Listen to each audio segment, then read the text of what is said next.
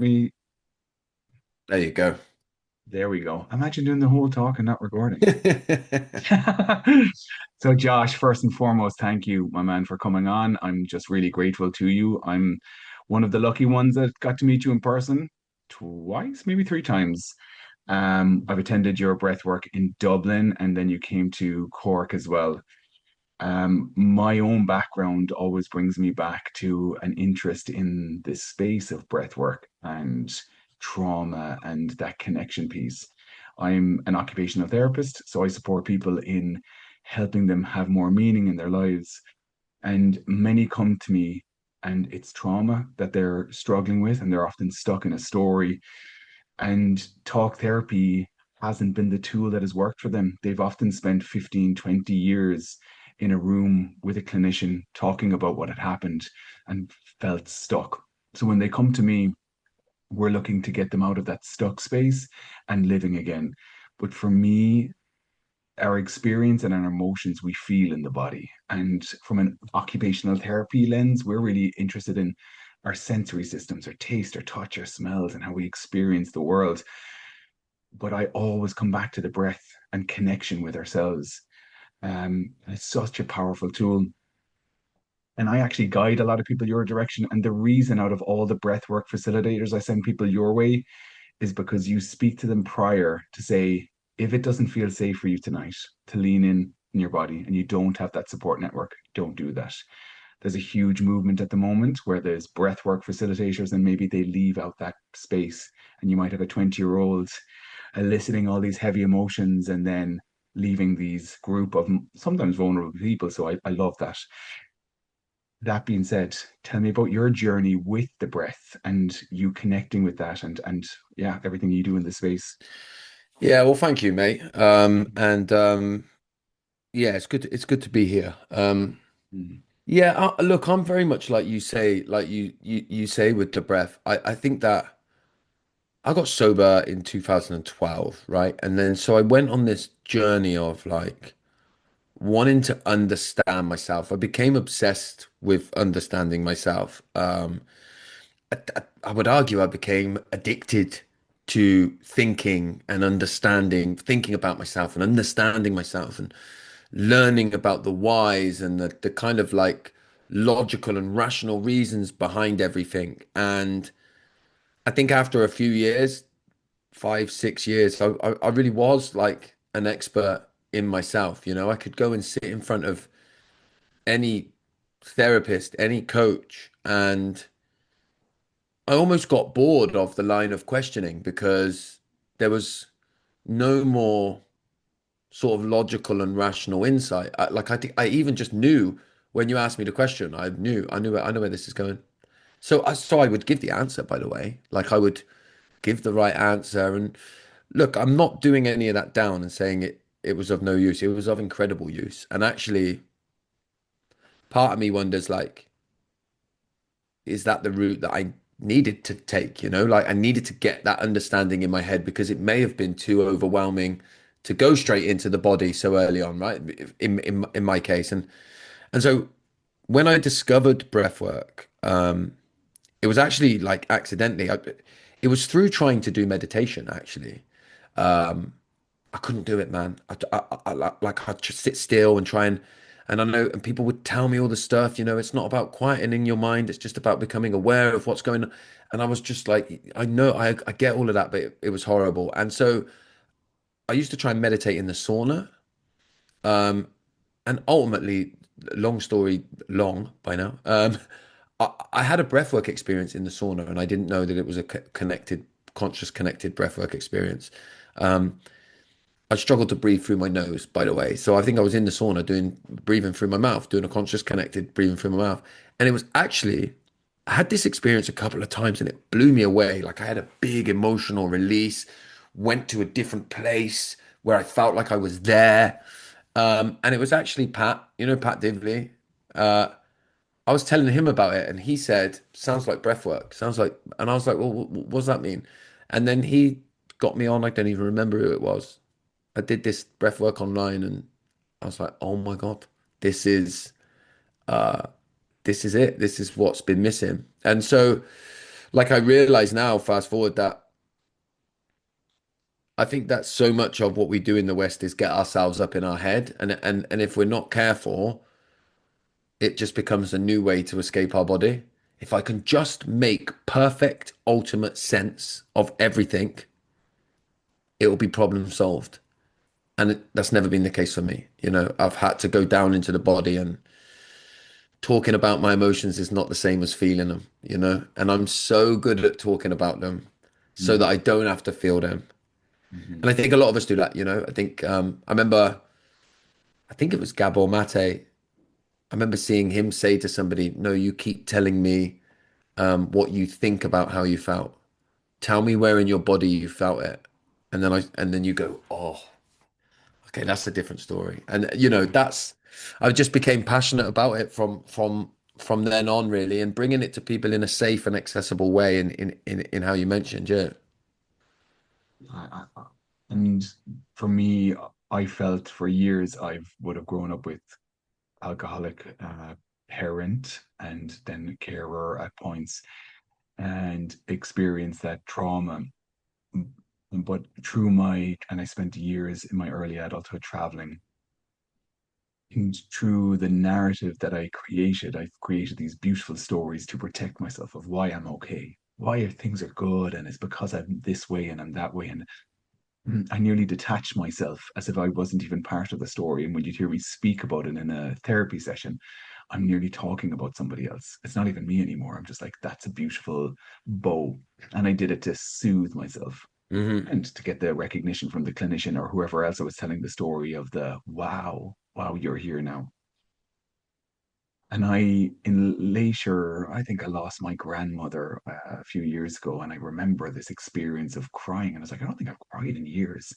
And I just felt really connected with that. And there was a change of wanting more tears, wanting more emotions, going, oh, is this what it feels like? And I work with lots of people, and I would say self-help books haven't changed in forever. Move your body, do this, even nowadays, avoid screens, do what we all know what we need to do. But unless we emotionally connect to these things, actions don't happen. And that was me. You can talk about things like I have people coming into my clinic saying, I know I need to sleep better. I know I need to come away from the phone. I know I need to do all of these, but there's no motivation to it. And when emotions are attached to this story, change happens. And that was always a missing part for me. I was like, oh, we need to be emotional in this, not disconnected from it because we're just talking. And then when it's felt, change happens. And I actually brought a friend of mine to your breath work. He'll probably kill me for talking about it, but maybe he won't listen to the podcast. But his experience, he is a man that will kind of touch on early childhood experiences, but very distant. And he said, I came back to me. I came back to me as a child. And I was like, wow. And he would be like, I'm open to anything. Like I'm all in. He was very resistant to the idea of breath work. When I talked about it, he's like, that sounds mad. Crying in front of other people, like being upset, breathing heavily, going in. He said, no, I'm not. I said, come, check it out. You can be negative afterwards. Just like lean into it and let's see. And he said it was the time when he felt I got connected to me as a child again. And he said I could see me. And he said, like he was crying and he's not a crier. And I was like, and what was that experience? And he said I was buzzing for a week afterwards. For a man who's went into therapy, same way. So do you like I can see females leaning into this space with a bit more ease, and I've seen you creating groups for men. Do you think that men are just slower to lean into this space, lower to lean into their body, their emotions? Do you see that, or do you think it's on both par? I've heard you speak about the ability, if you want to see a man express emotions, go to a football match, and then you'll see this space, this community where they allow. But on the day to day, are we not doing that? I think there's lots of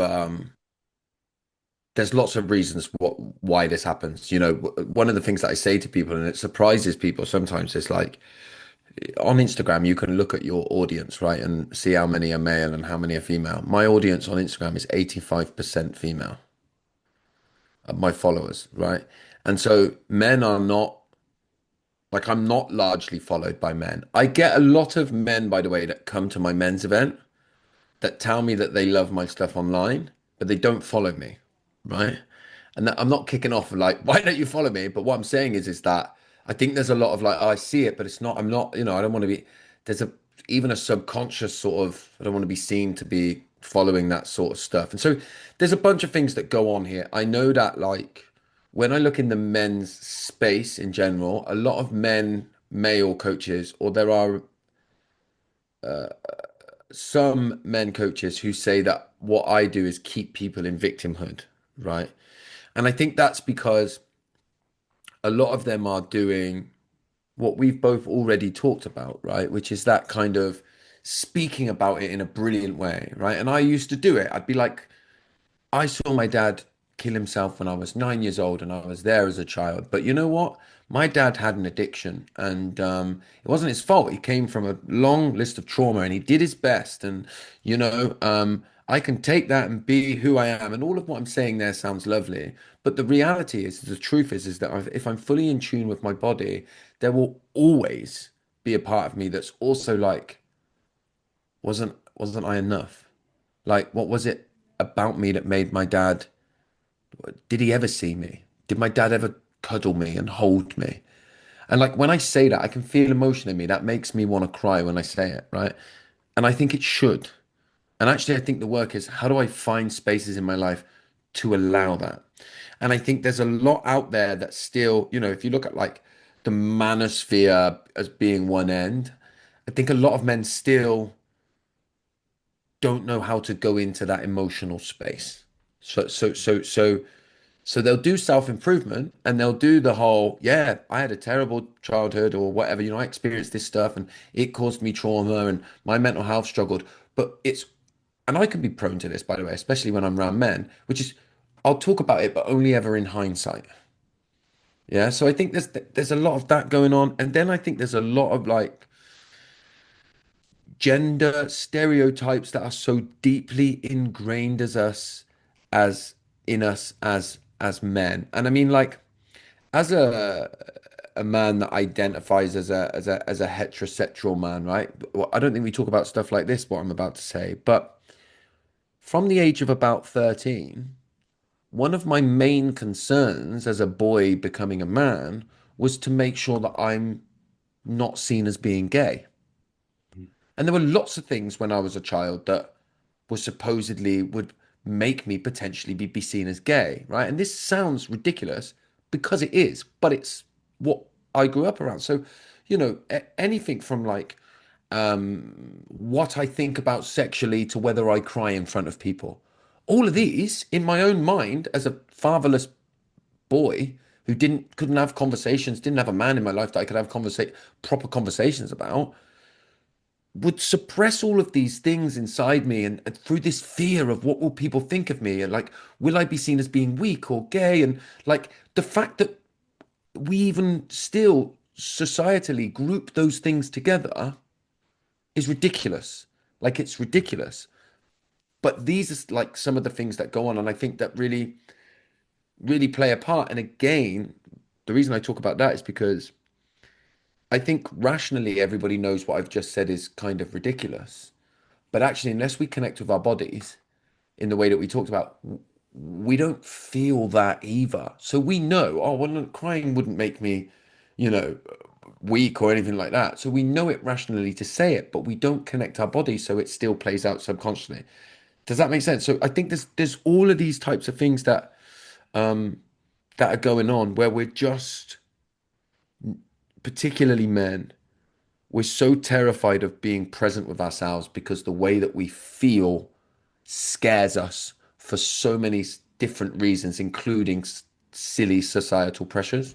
Does that make sense, or have I just rambled It at you? does. No, no, and I think loads to note in that. And I think the even that gay idea, it's because gay growing up and still is today, which actually makes me quite sad, is seen as this the other and the Yeah. wrong. And like it's still seen as an insult. Fuck, that's gay. What the fuck is he doing that for? That's gay. And I think it's fear of feeling left out. We just want to feel connected. We want to be accepted no matter what. I will do anything, yes sir, no sir, three bags full for you to say you're in the group and you're part. And it's a survival strategy. Gabber would speak about this in depth. We Yeah. will sacrifice authenticity for connection 10 times over because without Yeah. connection, we cannot survive. Yeah, and So we I see, see that. but I see that in our men's group. We've run it for 4 years now, and we were like really big at the beginning on making sure that it felt inclusive, right? And that it wasn't like a sort of stereotypical burly men doing emotions, right? So we made sure we were inclusive with our language. So, we said it's for anyone that identifies as a man that wants to come along, and we really wanted to be inclusive like that. And so we get a lot of different sexualities that come. And some of the biggest learnings for me have come through being in room with gay men and them sharing their experience. One example that I'll give you, right? One of the early sessions, we were talking about wins or something, and one of the lads said, one of the wins for me is that at 35, I've started playing football, and I'm just really loving it and being in and around the people. And he went as a throwaway comment because, of course, people like me, uh, were not really welcome in a changing room. I've never really felt welcome in a changing room, football changing room. And I was like, it made me cry because I was like, fucking hell. Like, I hadn't even thought of that. That he didn't feel welcome in a changing room, which changing rooms were like my home for a while. Like they were the only place where I felt safe playing football. And he couldn't play. He couldn't play because he didn't feel like he'd be welcome in the changing rooms just because of his sexuality, you know? And it was like, fuck, these are things that if I didn't get in a room and get vulnerable with other men in this way, I wouldn't know that. And of course, my behavior over the years will have impacted that. I would have played a part in that. I would have made jokes as a young man that would have made him not feel welcome. And so then you have to learn these things, and then you see like reflections of yourself in these things, and all of that kind of stuff. And I think that like me, I think men we struggle with true like emotional intimacy, with true emotional vulnerability, that really taking the mask down and going, I'm willing to show you myself and hope that you accept me. We're terrified of that. So I think a lot of men end up in the self-help space, just self-development space, wearing a new self-development costume, which is different to actually doing work on yourself. Well, I think it's the actionable moving forward. What do I add onto my CV rather than intrinsically looking at ourselves of who am I?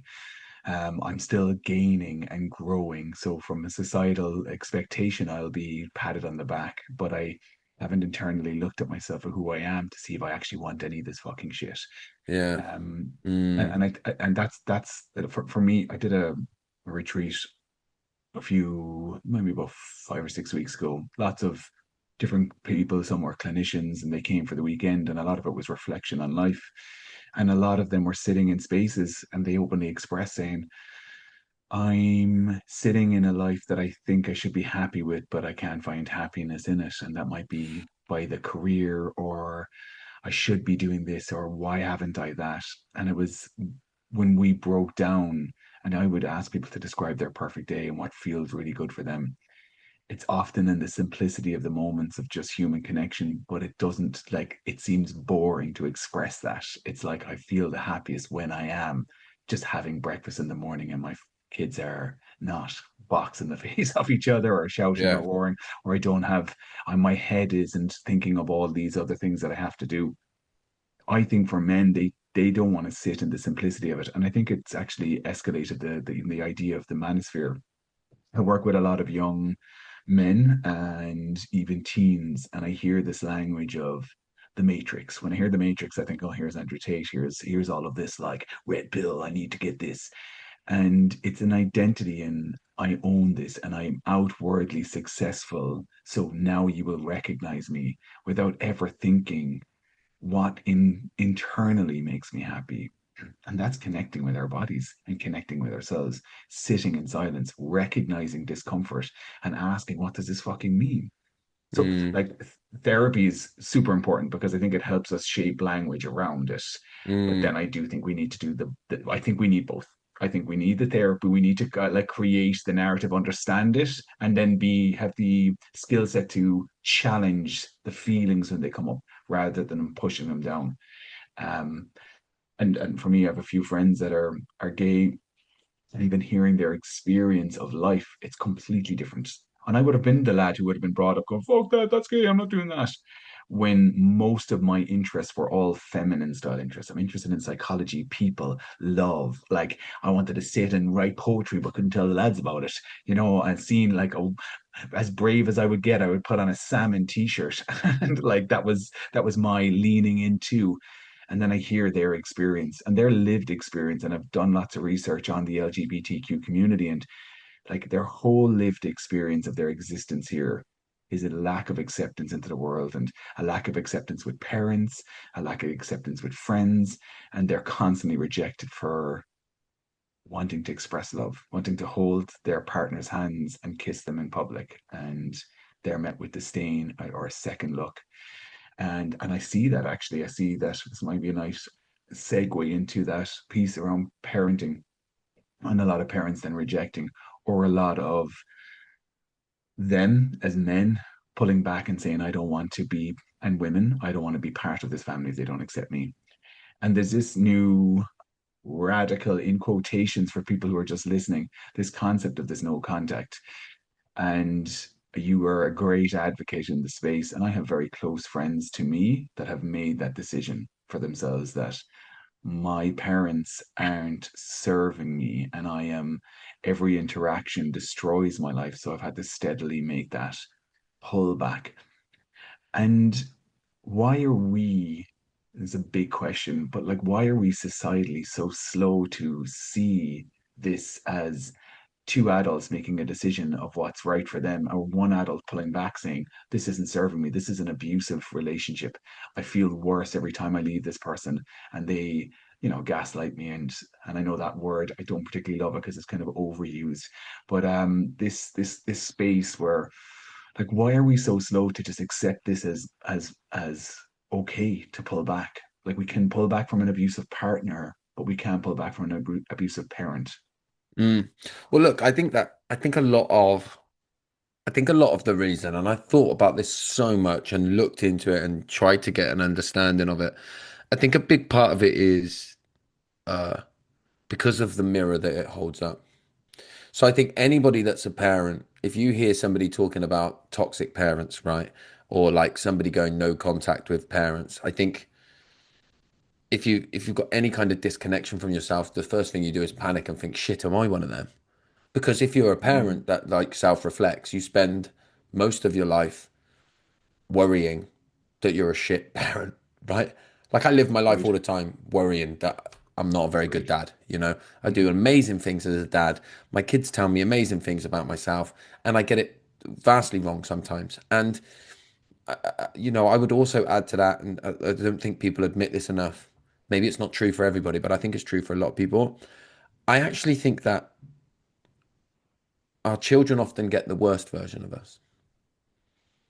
Like I sometimes feel myself go out in the day and be this great, amazing person who's present for everybody. You know, I might go to a school and be present for 250 kids in an assembly. And then I go home and my kids are pissing me off and I can't even be present. And so I can say that to you because I done a lot of work on myself and I believe that I take as much accountability as I can. I regularly revisit my children and I know that I don't get it right. But so to talk about a toxic parent, if I hadn't done any work on myself, I've got all this bubbling guilt in me that I don't spend any time with. I've not connected within my body and allowed myself to release. When somebody says, "Oh yeah, I've gone no contact with my parents," I think, "Shit, if we make that acceptable, then it might happen to me one day, right?" Mm, Which is just not how it works. And I think that we have a weird relationship with abuse within culture and in society in general.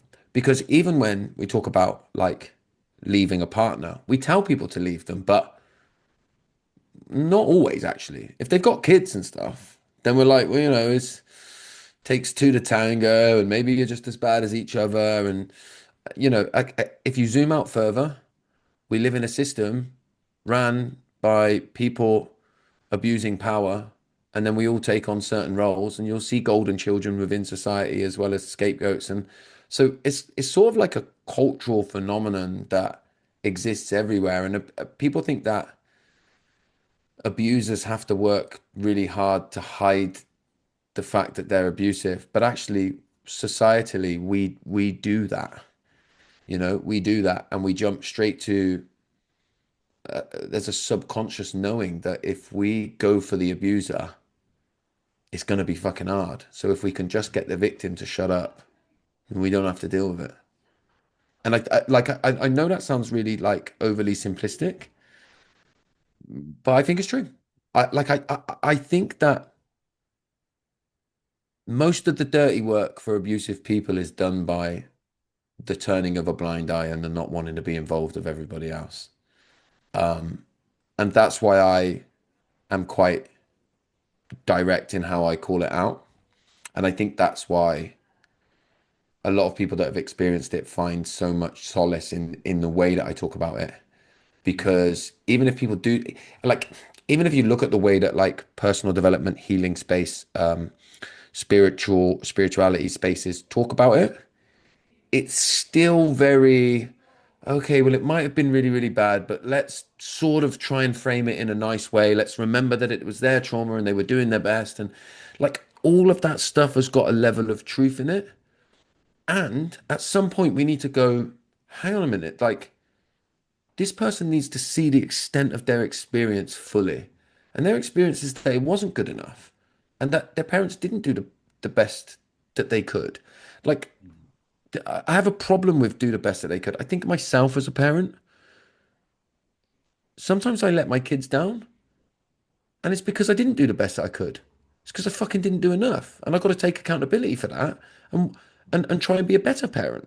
So this idea that automatically parents were doing their best, like where does that stop? Do we like where does that stop? And we go, hang on a minute, no, like there's an acceptable level, you know, of what it takes to have somebody call you a parent. And if you're horrible all the time and never take any accountability, then it's no wonder that people have to get to a place where they go to very minimal or no contact, you know? Yeah.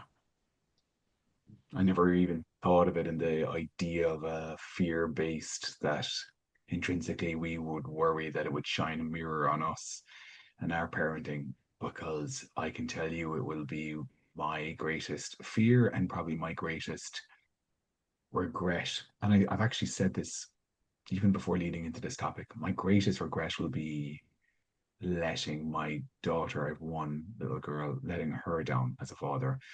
And I think intrinsically for me, it's because I didn't have a father figure at all. He's alive, but he was and isn't what I would identify a good man that would turn up, and didn't have a mother parental role that she's still alive would be there, and I would say it would turn up when needed. Like growing up with one alcoholic parent is you grow up without one. Like this, when I look at trauma and look from the ACE study lens of all of the impacts that we experience by an alcoholic parent, we can see that we're let down in almost all of our needs, safety, food, like all of the things that we should have. But I never thought in why it would probably trigger a thought with people is shit, maybe my kid will make that decision one day to say, but that I'm not enough. And I've always thought that. Like I always think this is our time to work on our relationship with our children. And if we do a good enough job, the hope is that they want to hang out. And you know what? If the hope is that they don't want to hang out with us and that they've found their other circle and people, they're happy and we've done our piece in that. But I then, and I don't know if this is your lived experience, but because of my early childhood experience, I often worry that I overcompensate. I had nothing, make sure she has everything. I go to this, and because of my research and my lens as an occupational therapist, I understand that helicopter parenting is not a good format. And so I watch that space where I allow her to fall, get back up, figure things out. She's 8 now, but I definitely come at it from always checking in with myself. Whose need am I feeding here? Who am I? Am I creating the most independent young girl, or am I creating a girl that will be dependent on me and I can turn up and be the hero in the story. And I don't know if you found that as a parent. Have you tried so hard to just be the opposite of yours so that you can be the best for them? And is the opposite the right direction to go? Yeah, look, it's a great question. And what's interesting is that my eldest daughter is 19. So I've got two daughters that are adults. And then my two youngest are 9 and nearly 10. So, or 8 and nearly 10. And then there's two in between that are 14 and 15 as well. So I've got like a wide spectrum of an understanding. And I think that I've done both. So my first daughter was born when I was 18, and I just continued to cycle. I was a drunk and I didn't show up properly as a father. Um, then I think I overcompensated as much as I could. And I also feel that, and this is hard, I think, for a lot of people to admit, my kids trigger me, right? Like, and different ones trigger me differently and in different ways, and some more than others. And so there's all of that stuff going on. And so I just think that, you said, I hope I don't let them down. Yeah, I think you said, I hope you don't let your daughter down. I think the truth is that we will. You will. I think that, I think there's an even further truth in my case, anyway, in my experience, is that not only will I let my kids down, I will fuck them up a little bit because I don't care what anybody says. I don't, people say, do the work before you have kids. I'm like, you can do all the work you want, and then you'll have kids and realize you've done none because it throws up a bunch of other stuff. So, and you just, there's no way you can prepare for it. No way. Yeah. So, like, there's a lovely saying that says, give your kids a childhood they won't need to heal from. And actually, I just think, good luck with that because you won't. And so what I say is that, and I believe I'm achieving this, is that when my kids reach an age where they want to start looking at themselves and doing a bit of work on themselves, if they're sat in a room across the table from somebody like you or anyone, a therapist, whatever work they decide to do, and they go, you know what, I think my fucking dad let me down here. I hope that when they leave there, they'll think, I'm going to phone dad. I'm going to say, Dad, I've been doing some therapy and you've come up and I want to talk about it. And I'll go, okay. And I'll be able to, and I'll be someone that they could bring to the room with them, or that they could share what they've done, or say that I want to talk about some stuff. I feel like I want to get some stuff with you off my chest, and my kids will do that. I know, I know they will do that, and I know that there's you see stuff out there about this, but I know that my kids, no matter what happens, they won't think I better not tell dad. They'll think no matter what it is, I'll phone dad. He'll know what to do, and that's all. Like that's all I can ask for, man. That's all I can ask for. That's well, that's safety piece. Yeah, for sure. Our kids will not, there isn't a parent in the world that will not leave their children without a trauma response. It is impossible. We are human beings. We are imperfect. That is not an excuse. But just by our actions, we will let them down at times. And I know that. And I know that she would have felt experiences where she was let down by me. That's even to say those words out loud is like that was a difficult sentence to say. But for parents that are listening here, from the work that I'm doing, it's if we can give our kids the space where they feel that they can come to us and call us a prick and say you weren't there, or and that safety piece. I work with a lot of teenagers and there's a lack of safety and a lack of space for them to talk. They might have some other teenagers who mightn't give them the right guidance. What we really want from parents is that home is a place where they can come to and say, I fucked up and I had a really shitty experience here, or this really negative thing happened to me. I had a great, amazing lady. She's another OT. She's Sarah Sparrow. She's a sex specialist, and she kind of works with a lot of parents around the right time to have conversations with your child around sex. And for me, I was like, oh, great, Sarah's coming on. We'll get this kind of playbook of, seven, you talk about this, you can talk about eight, talk about this, masturbation, genitals, whatever that looks like. And she said, the work is on you, and you have to do so much work on yourself so that you don't create this awkward, intense, shitty, uncomfortable atmosphere that your kids feel like, I can't talk to them about anything. And Hmm. another sentence she said to me that really sat with me. She's like, you want this space for when, not if. When your daughter has a negative sexual experience and she needs to come home and speak to you, I was like she's eight and I'm, preparing for that. And it's that when, because that is the reality of it. And I would say for most fathers, particularly, they don't want to talk about periods. They don't want to talk about anything around this with their kids. But we need to have an open space for our kids to say, it doesn't matter what happened. Whether dad has the answer or not, I know I can talk to him about that. How do you give your kids that space? Is that a repeated pattern that you would just say, like, this is home, come to me, no matter what you did, like, this is that space? I think, yeah, I think it's about how you are with them, right? And how you create that safety. When I look at my eldest daughter, I raised her essentially on my own without her mum from the age of about 13. So I had to go through all of that where I was the only person she could come to about all that. So I had to get clued up on it and like understand it. And I mean, I'm trying to think if there's like, what do I do that's tangible, just for that for my kids? I do a lot of like raising issues myself and be like, if you ever want to talk about this, we can talk about it, making sure that I'm actively trying to create that space for them regularly. Like, even if it's like dropping a text and letting them know that I'm available and that that I can be there.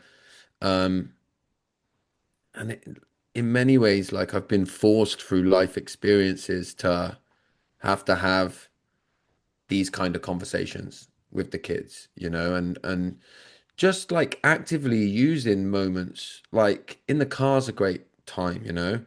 When you're in the car and you're not looking at each other, then you just think, I've got an opportunity here to just raise some stuff. And then you get to like I remember the kids used to roll their eyes when they were younger and go, oh, it's a dad talk, they used to call it. It's one of dad's talks. Because I'd be like, when you reach this age and if this happens, you can come to me. And like you feel silly raising it, but it's meant that I've had many tests with my kids that, especially the ones that are now adults, where it's like where I know they've phoned me because I've been through it and they phoned me and I show up. I show up. And actually one more tangible thing I'll give you is um the ability to revisit, I think, is the best parenting tool ever, which is just when I go back to them the day after and go, listen, you came to me yesterday and I was shut you down or I was a dick about it. And I just want to say that was me. I'd had a bad day. I was overwhelmed. I was feeling a bit anxious in that moment and I reacted badly. And I'd love to give you the opportunity to talk about it again. And again, when they're teenagers, they sort of roll their eyes and just think, yesterday, I don't know what you're talking about type thing. But you're just constantly always creating points of entry for those Mm, conversations, just regularly. And I think all of that comes from working on yourself. Because what I've learned with my kids is what I try and suppress in them is the stuff I'm suppressing in myself. And so if they're going through something and it's an emotion I don't want to go near, I won't go and help them. So you can talk about all the tips and tricks you want, but you won't go and help them because you're trying to avoid it too.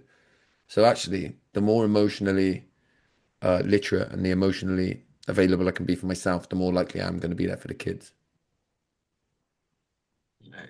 I've been a clinician for years now and spoke to lots of different people, even that kind of parental piece of how to support. And the revisiting one actually doesn't come up as often. It's like, the car is fab. Like they're locked in, they can't get out. There's no eye contact. You can have the chats, you can lean in and out of conversation. They can put on the radio, they can look out the window. You're kind of on a metaphorical journey and a physical one. And I think it's actually a beautiful space for parents to kind of connect. And it's just a time for you. and there's privacy there, and there's a lot of reasons. But that ability of being able to work on your own emotions when things are triggered, to fuck up and ignore and walk away and then come back and go, "Fuck it, that's a me thing. I need to come back to them and I need to apologize and I need to turn up for them." There's a lovely thing for them to see us as humans and as somebody who is like, will fuck up, but then we'll learn from that and then can open up that space for conversation. And you're right, you might come back to a teen with that conversation and you might get an eye roll and then to tell you to fuck off, I don't want to talk about it. That's okay. But we Mm. open the door for that, which I think is amazing. And it's opening up those points for conversation. And I've looked at my phone here in my hand, the second one here, two work, I have a work phone and a personal phone, and I think these are technology is fantastic. It's amazing. Yay, it's brilliant. But for somebody who's experienced trauma and has ADHD, these are things that absolutely draw me in. And they also disconnect us from our family massively.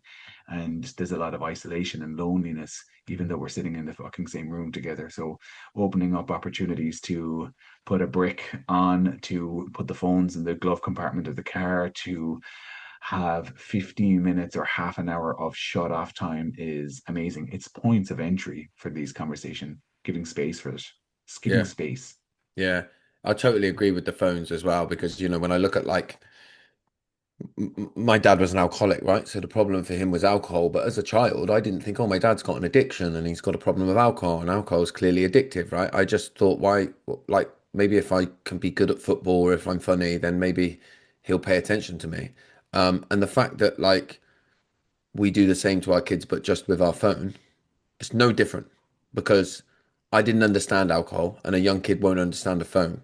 Or the only message that they'll get is like, there's something, I'm not worthy of attention. So, and I'm terrible with my phone, by the way. I'm horrendous with my phone. I'm in a constant battle to try and stop using that phone. So the point, like you say, the making sure that you create those points of entry and you're regularly creating that space and giving them opportunities is just, yeah. I mean, I never had it. I never had it as a kid.